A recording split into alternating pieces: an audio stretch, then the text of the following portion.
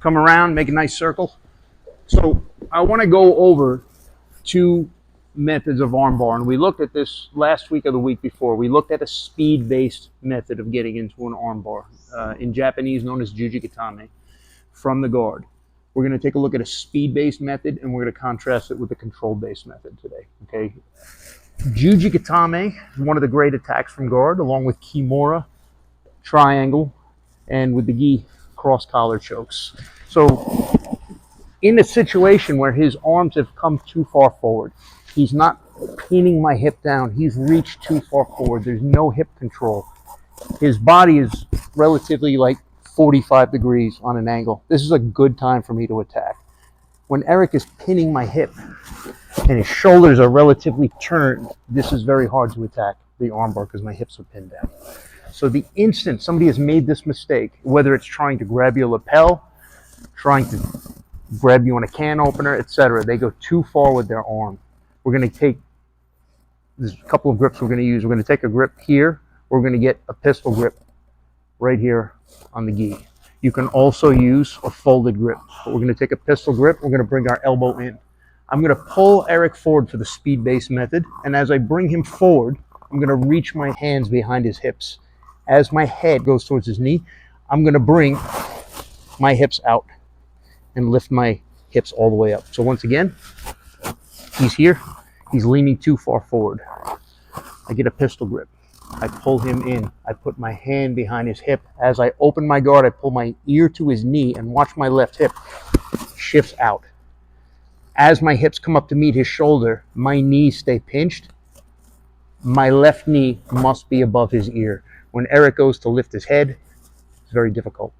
I don't cross my feet here. There are exceptions to that rule, but generally speaking, if I cross my feet, his head comes up and you lose the lock. You take pressure off his head. What I want are my knees relatively pinched, this foot coming up, this foot down, knee above. So now when he goes to lift his head, lift, I feel like there's lead over his head. So I'm going to get to this point here, connect.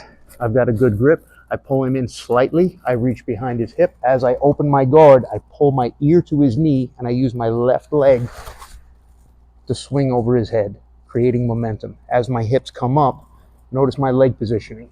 Knees pinched, heels heavy, knee above the ear.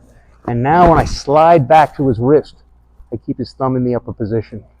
His arm comes on this side. Eric can already feel his arms extended. If I lift my hips and pull, I have all this room to break the elbow. Okay, one more time, a little faster. Pistol grip, connect. Pull him in slightly, reach behind his hip. As I pull my ear to his knee, watch my left hip. It slides out and up. My knees are nice and pinched. I connect, and I get a good speed-based armbar. Okay, let's give it a shot. So looking around the room, I see you guys are starting to get this. Some of you have done this many times. Remember, you can't drill a move too many times. So looking around the room, I'm going to ask you guys, I'm going to present a problem. I want to see if you guys can identify it. Okay, if I start entering into this position and I come here, do you guys see a problem with this? Is there anything wrong? What's too far away? Yeah, there is a little space here. So if Eric, lift your head a little bit. Yeah. So identifying the problem. My knees are wide apart. My knee is below his ear. So I can put my heel weight down and Eric goes to lift his head. Like, it's really weak. His head's at the end of the lever of my leg. Let's say I have it now. Anything else wrong? I was like, this leg. So this leg, believe it or not, does a lot of work. Some people have claimed it does as much work as this leg. So if this leg's out, even though Eric's head is down, okay, I'm still not controlling his posture as well. He can start lifting his head up. It's a little bit easier for him to start lifting his head and lifting my body off the mat. Whereas if I bring this in and I pinch with two heels, now when he goes to lift, it's harder. The second problem with this is that there's nothing pinching his elbow. If he gives a really hard yank of his elbow, he might be able to clear his elbow. So a combination of my hips behind his shoulders, my knees close together, my knee above his ear, this foot coming up. When he goes to pull his arm out, pull, pull, pull, pull, not happening. He goes to lift his head. Like, this is ideal. If you guys can get to this type of situation, you have a nasty arm bar. There's going to be times when you might be a little bit more up and out of position, but this is the ideal we want to aim for, okay? A couple more reps. Okay, so we looked at the speed-based method of juji-gatame, okay? Pulling in, reaching, not putting my foot on the floor. A lot of you are doing this to get your hips out. The second I do this, he's postured, he's away, he's gone. So the speed-based method is relying, obviously, on speed, but I'm using this hook under his hips, and my leg is a pendulum to swing my hips out. So rather than putting my foot on the floor to move my hips, the hook under the hip or under the leg is doing all of that. So once again, here, I'm hooking, foot doesn't go on the floor because of this hook, and I use that foot and I make a small C with it as I come up and over his head. So if you guys get that down, get to the point where you're using that hook and you're using that pendulum to get into this position. And once again, my knees are pinched, my knee is above the ear, my legs are biting down, his thumb is in the upper position. Okay. Now, let's take a look at a control-based method. With the control-based method, you will be using your foot to move your hip out, but you will not be putting your hip, or rather your foot, on the floor. You'll be putting your foot on his hip. So I'm going to get a cross collar grip. I'm going to get inside of his grip, and I'm going to hold his elbow.